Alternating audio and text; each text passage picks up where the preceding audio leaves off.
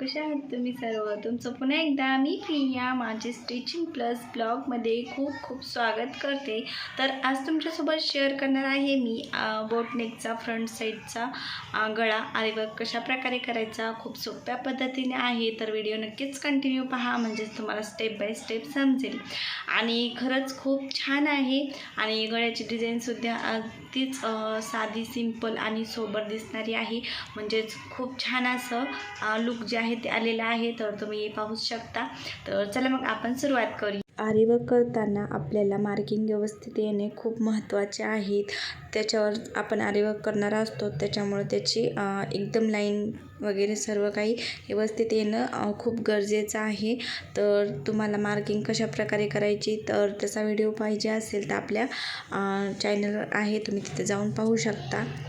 त्यानंतर मी इथे आरीवर्कचा धागा जे आहे त्याला एक गाठ मारून घेतली आणि अशा प्रकारे चैन जे आहे ते स्टिच करत आहे. तर अशा प्रकारे आपल्याला वरती जे सोडलेलं आहे थोडीशी मार्किंग तिथे सोडून इकडे सोडेपर्यंत आपल्याला सगळी जी आहे ती चैन बनवून घ्यायची आहे. अशा प्रकारे तुम्हाला जर चैनसुद्धा स्टिच करता येत नसेल तर त्याचासुद्धा व्हिडिओ आपल्या चॅनलवर अपलोड आहे. तर अशा प्रकारे माझी चेन जी आहे ती कंप्लीट होत आलेली आहे. आता आपल्याला त्यातूनच एक गाठ घ्यायची आहे आणि परत त्याचमध्ये जे आपल्या राहिलेली जागा आहे त्यामध्येच आपल्याला परत त्याच प्रकारे चेन घेत जायचं आहे. म्हणजे आपल्याला डबल चेन जी आहे ती तयार करायची आहेत. अशा प्रकारे आपण डबल चेन जी आहे ती तयार करत आहोत.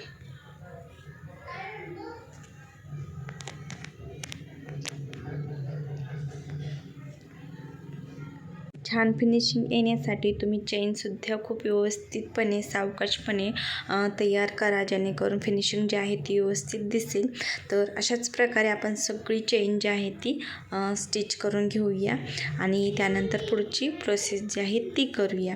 तर अशा प्रकारे माझी चेन जी आहे ती स्टिच करून झालेली आहे. तर आता मी ते शुगर बीड्सची एक लाईन जी आहे ती करून घेते.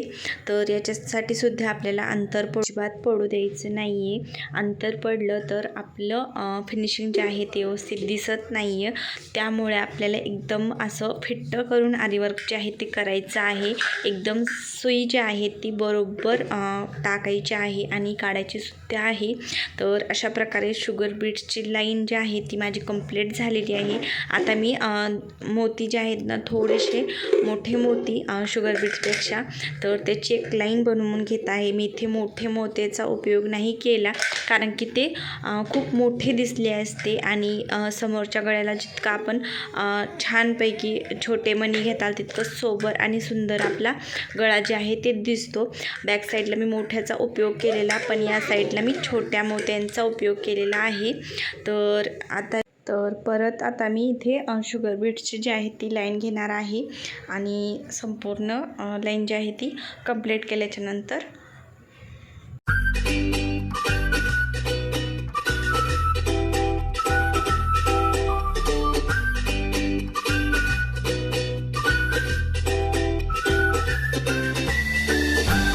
आता इथे कंप्लीट झालेलं आहे. तर ते मी इथे टेप घेतलेला आहे आणि टेपच्या साहाय्याने इथे अर्धा इंचवर मी इथे मार्किंग करून घेत आहे.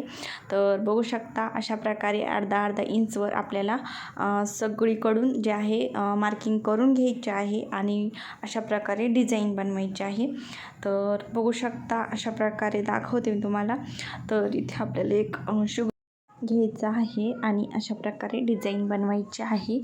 तर बघू शकता इथे मी अगोदर छोटा शुगर बीड्स आहे ती सुईमध्ये घालून घेते आणि नंतर मग एक मोती घेते आणि अशा प्रकारे सुईने धागावरी घेतल्याच्या नंतर त्यामध्ये टाकायचा आणि गाठ जी आहे ती कंपल्सरी आपल्याला प्रत्येक मोतीला इथे मारायची आहे. आणि गाठ मारल्यामुळे सुद्धा डिझाईन खूप सुंदर दिसते. तुम्ही जितकी होईल तितकी छोटी गाठ मारा. तुम्हाला जर गाठ मारायला येत नसेल तर तुम्ही मला कमेंट करून सांगा, मी त्याचा व्हिडिओसुद्धा लवकरच आपल्या चॅनलवर अपलोड करेल.